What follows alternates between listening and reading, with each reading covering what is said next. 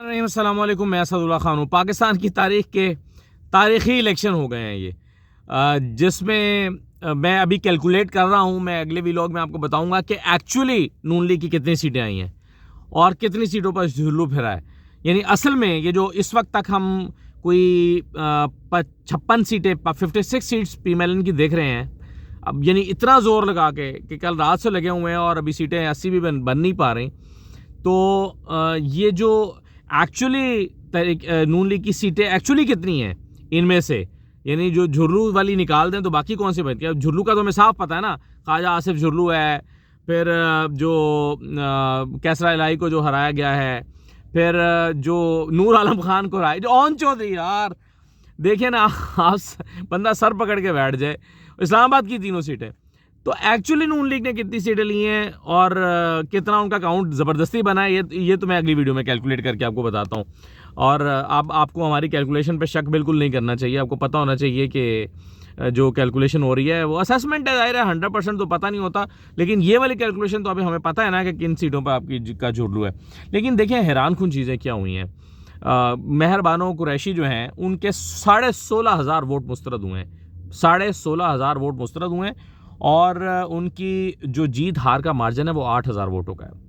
अब 16,500 वोट कैसे मुस्तरद हो गए? यानी मुल्तान के लोग इतने जाहिल हैं कि उनको वोट कास्ट करना नहीं आता, जबकि इसके मुकाबले में मुजफ्फरगढ़ के एक हल्के में मैं देख रहा था 31 वोट मुस्तरद हुए हैं, जहाँ पर शरह खानदगी मुल्तान की निस्बत तो काफ़ी कम ही होगी।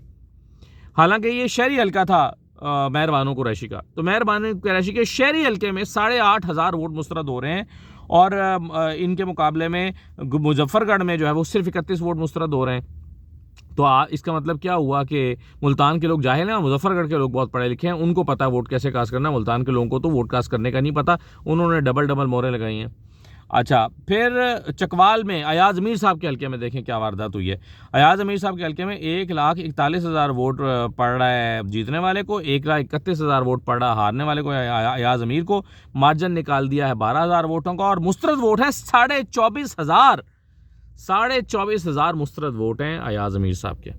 तो अयाज अमीर साहब जो हैं वो आपको पता है कि उनका जीतना जो है वो मुल्क के वसी मफाद में नहीं था, तो वो नहीं जीत सके। तो ये इस तरह से करके नवाज शरीफ साहब की सीटें बनाई जा रही हैं। अच्छा, अब आप ओन चौधरी साहब को देख लें। ओन चौधरी साहब 1,72,000 वोट ले रहे हैं। ये कौन है जो ओन चौधरी साहब को वोट डाल गया? क्योंकि तहरीक इंसाफ की जब कमज़ोर पोजीशन भी थी ना लाहौर में, यानी लाहौर से जब सिर्फ 2 सीटें भी निकल रही थी ना, तब भी ये लाहौर से 1 सीट ये कन्फर्म निकल रही थी 2013 में। शफकत महमूद पाकिस्तान तहरीक इंसाफ के उस वक्त भी 2013 भी जीत गए, 18 भी जीत गए थे। तो ये वाली सीट तो मॉडल टाउन की इतनी कंफर्म सीट थी कि यहाँ सर तो नून लीग नहीं जीत सकती। ओन चौधरी जीत गए हैं और फिर सफाइयाँ दे रहे हैं। ओन चौधरी सफाइयाँ दे रहे हैं कि नहीं जी मेरा अपना वोट बैंक है, नहीं जी नून लीग वालों ने मुझे वोट डाला है, नहीं जी मेरे गुज्जर बरादरी का वोट बैंक है। ओ भाई, क्या वोट बैंक है आपका? भाई अभी कितने बुरी शिकस्त हुई थी उसको 17 जुलाई के इलेक्शन में। तो ये साफ नज़र नहीं आता है कि इमरान खान के खिलाफ अदालत में जाके आप गवाही देंगे, उसके सिले में आपको ये 1,72,000 वोट नून लीग वाले डाल देंगे। तो ये बड़ी हैरानकुन सीट है। यानी कुछ सीटें तो इतनी हैरानकुन है कि यकीन नहीं आ रहा। जैसे नूर आलम खान की सीट आप देख लें, यकीन नहीं आता कि नूर आलम खान भी मतलब किसी खाते में किसी असेसमेंट में थे ही नहीं नूर आलम खान, लेकिन नूर आलम खान को जिताया क्यों? क्योंकि मुश्किल वक्त में उन्होंने साथ दिया था। अब जाहिर है मुश्किल वक्त में साथ देने वाले सारे लोगों को तो फरामोश नहीं किया जा सकता। तो नूर आलम खान जो पब्लिक अकाउंट्स कमेटी के फिर चेयरमैन बना दिए गए थे, तो वो जनाब उनको नवाज दिया गया। ये सूरत हाल है। और फैसल देखिए, एक तरफ क्या रिजल्ट्स आ रहे हैं, एक तरफ ये आ रहे हैं कि जो तहरीक इंसाफ के खंबे हैं वो 1.5 लाख वोट ले रहे हैं। अब मलिक तैमूर कौन है? बेहतर तैमूर मलिक कौन है? ये पहला इलेक्शन लड़ रहे हैं, किसी सर्वे में थे नहीं, लेकिन यूसुफ रजा गिलानी के मुकाबले में 300 वोटों से हार रहे हैं, बल्कि 325 वोटों से, सिर्फ 325 वोटों से यूसुफ रजा गिलानी के मुकाबले में। हालांकि उनकी ना कोई कैंपेन थी, ना वो कोई तगड़े थे, ना उनका कोई मामला था, फिर भी यूसुफ रजा गिलानी उनसे सिर्फ 325 वोटों से जीत रहे हैं। तो जहाँ एक तरफ ऐसे रिजल्ट्स हैं, वहाँ पर हम ये कैसे मान लें कि यहाँ पर ओन चौधरी को 2.25 लाख वोट पड़ गया है। अलीम खान के बारे में तो मैंने आपको बताया था कि हल्का छोड़ के भाग गए। एक दिन पहले उनको अपनी शिकस्त का इतना यकीन हो गया कि हल्का छोड़ के भाग गए। और एजाज भुट्टर अपने फॉर्म 45 लिए फिर रहे हैं, और ये जो अलीम खान साहब हैं वो भी मुल्क के वसी तर मफाद में जीत गए। तो ये वाले नताइज जो आए हैं, सवाल ये पैदा होता है कि कौन इसको मानेगा। इस्लामाबाद की सीटें आप देखें, इस्लामाबाद की तीनों सीटें, यानी तीनों सीटें कंफर्म थी, और अगर किसी को कोई डाउट था भी तो वो भी सिर्फ आमिर मुगल वाली, और मुझे तो खैर वो भी नहीं था, मैंने तो तीनों सीटें तरीके साहब के पल्ले में डाली हुई थी। लेकिन किसी को अगर कोई शक था भी तो ये ज़्यादा से ज़्यादा इसी पर था, बैरिस्टर ये जो हैं अकील अंजुम वाली सीट पे ज़्यादा से ज़्यादा ये इस पर था। लेकिन बाकी दोनों सीटें तो बिल्कुल कंफर्म थी बैरिस्टर शोएब की। और लेकिन यहाँ पर भी नतीजा आपने देखा क्या हुआ। आप देखें अंधेर खुदा का कि तारिक फजल चौधरी जीत गए। कि तारिक फजल चौधरी का जीतना जो है वो कोई किसी के दिमाग में आता है। ख्वाजा आसिफ साहब हार रहे थे, खुद सुबह तस्लीम कर लिया, उन्होंने कहा कि हाँ जी वो हुआ ये है कि जी वो लोग उनके बहुत ज़्यादा निकल आए, हमारा वोटर नहीं निकला, ये वो। तो पूछा, एंकर ने पूछा कि ख्वाजा साहब अभी कितना फ़र्क है आपका। उन्होंने कहा जी मेरे मुखालिफ उम्मीदवार के 30,000 की लीड है। खुद तस्लीम किया है, उनको जगा के कहा नहीं पाइन तुसी इंजना करो, तुसी जीते हुए हो। तो ख्वाजा आसिफ साहब जो हैं अगर इस तरह वो जीतेंगे रियाना डार से तो इलेक्शन की क्रेडिबिलिटी क्या बचेगी, जिसका कोई ग्राउंड पे ही नहीं, वोट पड़ रहे हैं किसी और को, निकल रहे हैं किसी और के। तो अब देखें हुआ क्या है।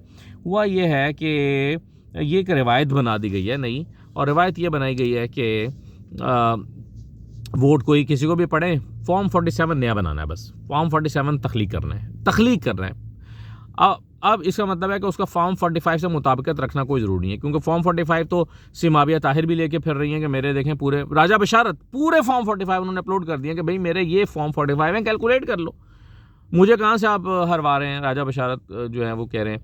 आमिर मुगल अपने 87% फॉर्म 45 उनके पास मौजूद है, 40,000 की लीड है, 40,000 की लीड है 87% फॉर्म 45 में। तो बाकी 13% में उनकी 40,000 की लीड भी निकल गई और वो हार भी गए। तो ये एक ऐसी रिवायत बन गई है कि आइंदा कोई भी फिर इलेक्शन कमीशन को मैनेज करे और नए फॉर्म 45-7 करा के इलेक्शन कमीशन की वेबसाइट पे लोड करा दे और बात ख़त्म। बस इतना ही करना है आपने और आप जीत जाएंगे।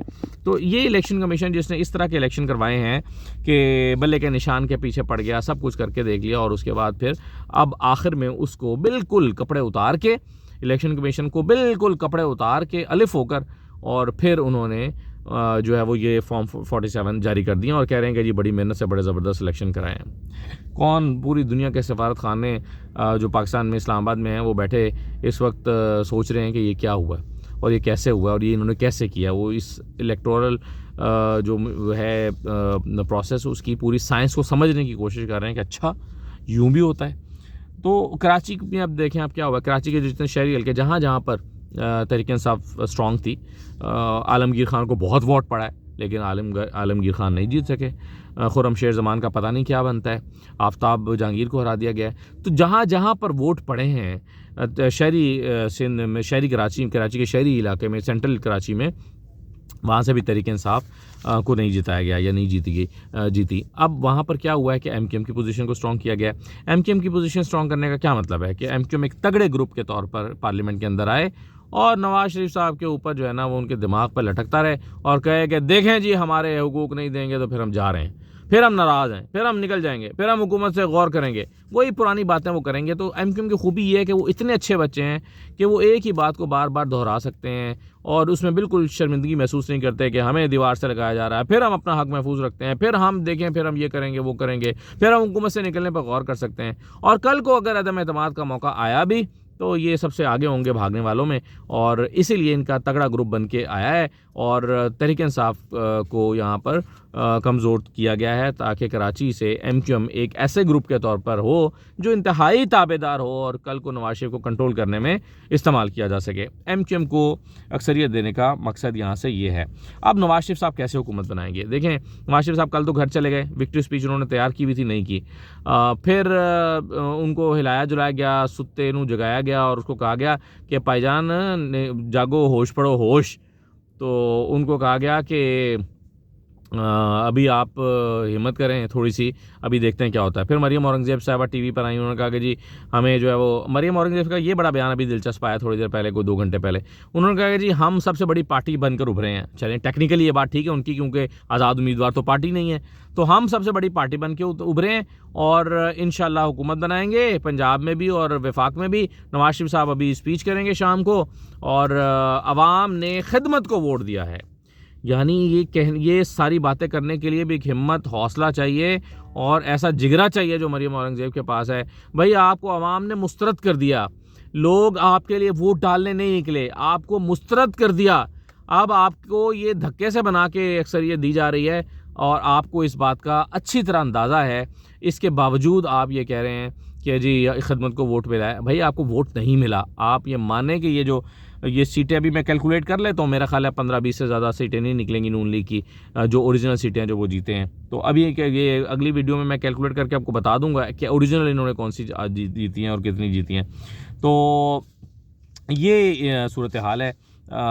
ऐसे में जो है वो अब ये हुकूमत बनाना चाहते हैं, लेकिन बनाएंगे कैसे? 80 सीटें अगर इनकी हो भी जाती हैं, अभी तक 56 थी जब मैं देख के आया हूँ, 56 अगर आपकी 80 सीटें हो भी जाती हैं तो 80 सीटों के साथ आप कैसे हुकूमत बनाएंगे? 90 हो जाएंगी।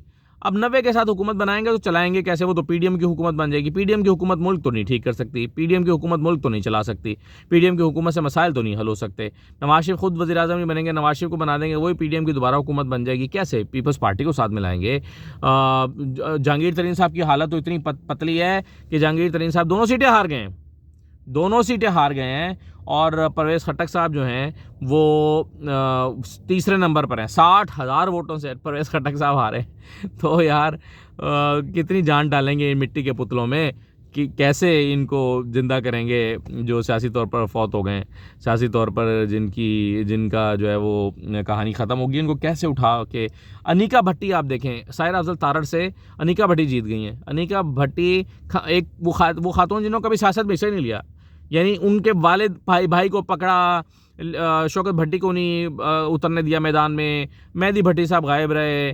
फिर इन सब के जो है वो गैर मौजूदगी में बगैर कैंपेन के अनिका भट्टी ने कागज़ जमा कराया और बगैर कैंपेन के साहिरा अफजल तारड़ के मुकाबले में जीत गई। साहिरा अफजल तारड़ ने नवाज शरीफ का एक बहुत बड़ा जलसा और पहला जलसा भी किया और उन्होंने कहा कि जनाब कमाल हो गया।